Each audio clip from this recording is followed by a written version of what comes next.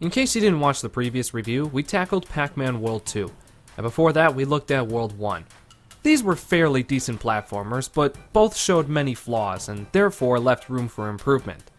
However, the games are loved by many fans around the world. That being said, I think a lot of fans often forget that Pac-Man World was a trilogy. Great. Yep. Excellent start. Thank you.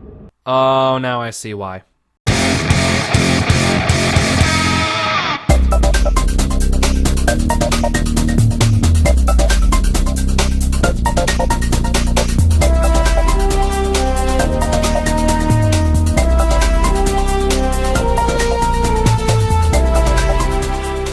Pac-Man World 3 was developed this time by Blitz Games, known at the time for developing the Fairly OddParents Breakin Da Rules, as well as some other dumb stuff. They made iCarly? Pac-Man World 3 was released on November 15th, 2005 for the PlayStation 2, Xbox, GameCube, PSP, Microsoft Windows, and Nintendo DS.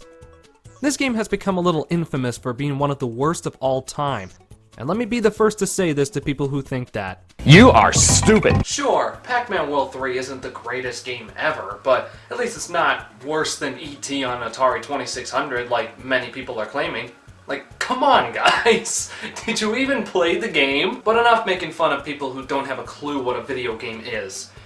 Let's check this game out and see if it is indeed bad. Hold on. This is our title screen? It's just the logo with the background that looks like Bye Bye Blimps. There's nothing going on here. Alright, let's move on from that. Blitz can't be that lazy, can they? Okay, wait. You're telling me that 3 years after the events of World 2, everybody moved elsewhere, Sue closed the arcade, and the Golden Fruit were taken down? Way to stay consistent, guys. Revisiting World 2 quickly, after beating the game, if you go back to Pac Village, you can actually see the Golden Fruit back on the tree. It's what we gamers like to call attention to detail. I'll be using that term quite a bit, so get used to it. This opening cutscene is a good example of paying no attention to detail. Sue's arcade is gone. All the Pac people we saw at the end of World 2, they're gone too. Chomp Chomp, nowhere to be seen. The Golden Fruit, removed again. So by the logic of World 2, where the hell is Spooky? I mean, last game he was freed by the ghost taking the fruit off the tree. Here the fruit are gone, yet Spooky is MIA. It just all feels so... Barren. Where is the attention to detail? Up their ass, that's where. Moving on. Did someone say cake? Pac-Man is talking after being mute for 2 games.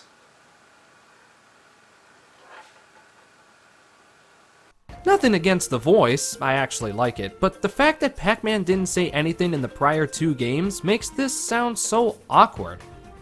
Why would he be speaking all of a sudden?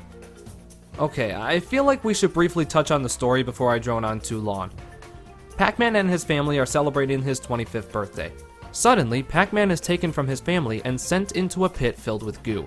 He was teleported there by Orson. Yeah, remember him? Pac-Man eventually runs into Orson, who informs him on why he was sent here. This little midget is Irwin, and he's creating siphons everywhere to fuse the real world with the home of the ghosts, the spectral realm. By the way, Clyde and Blinky are switched again.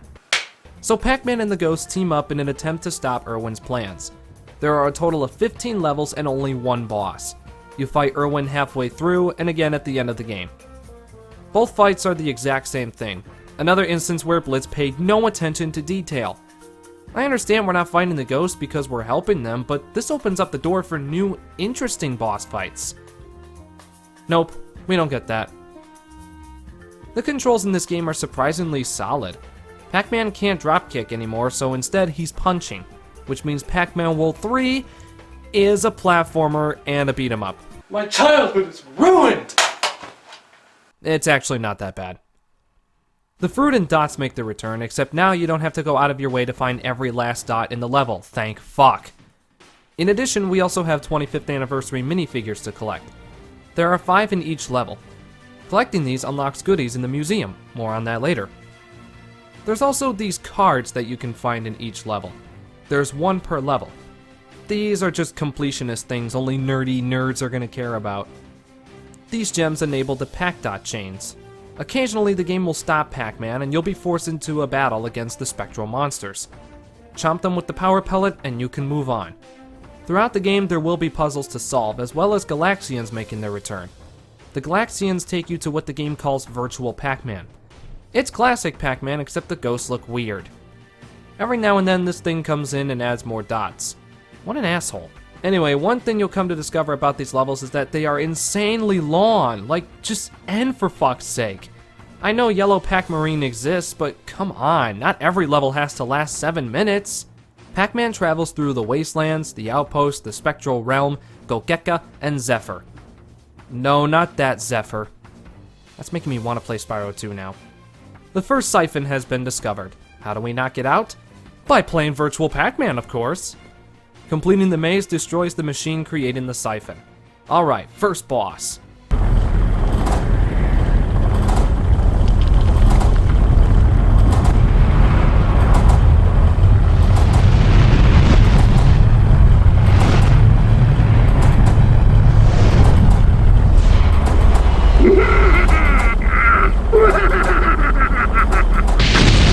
Irwin's boss fight is way too easy. Mainly because the battlefield is way too big. But easy is not synonymous with quick. Because this boss fight goes on for about 5 minutes. Can I stop playing this and go outside? Never mind. Anyway, here's the next topic of discussion. This game allows you to play as Clyde and Pinky. Clyde can scare spectral monsters with a sonic boo. Using a supersonic boo, he can knock over large pillars and break huge crates. Pinky can generate platforms Pac-Man otherwise couldn't see. You activate the ghosts by rev-rolling on these summoners. This will make Pac-Man meditate for some reason. Speaking of rev-rolling, they mapped it to the X button, when in World 2 it was mapped to the B button. The B button is now being used for punching. Why did they do this? Now I really wish I was playing something else.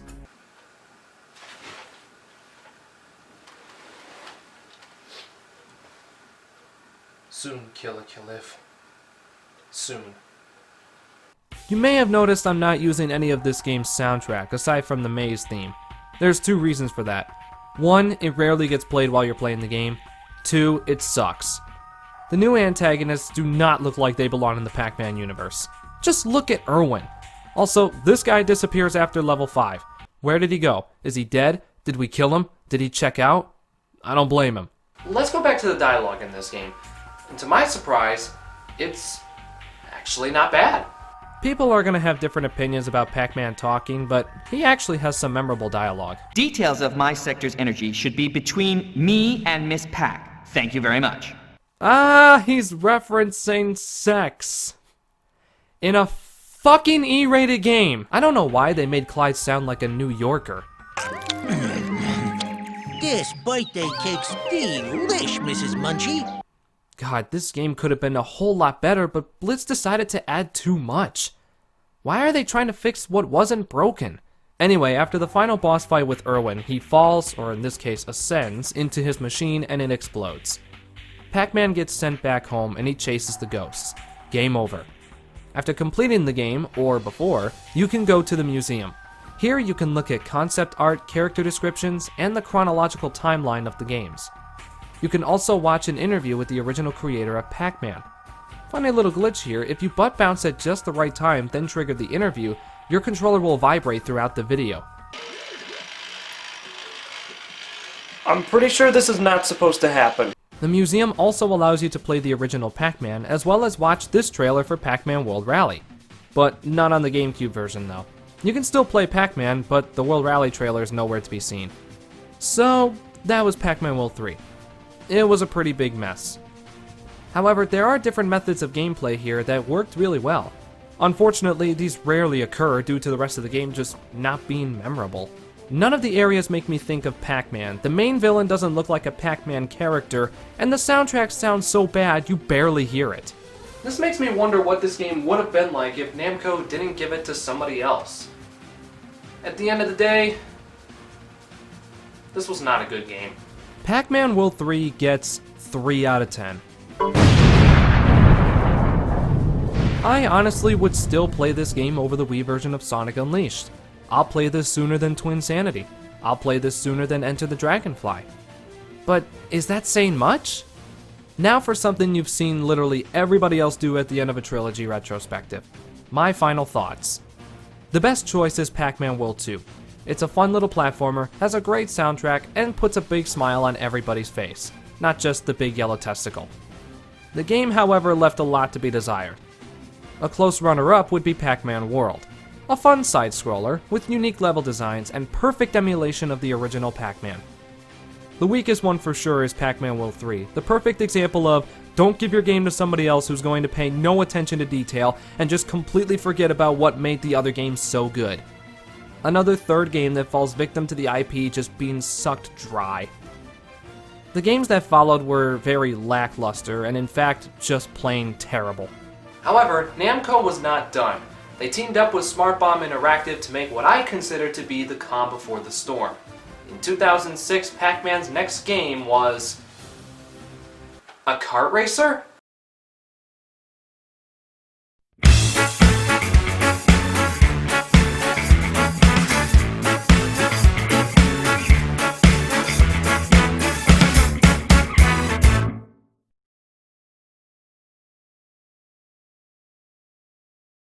Yo, yo, yo, yo, yo!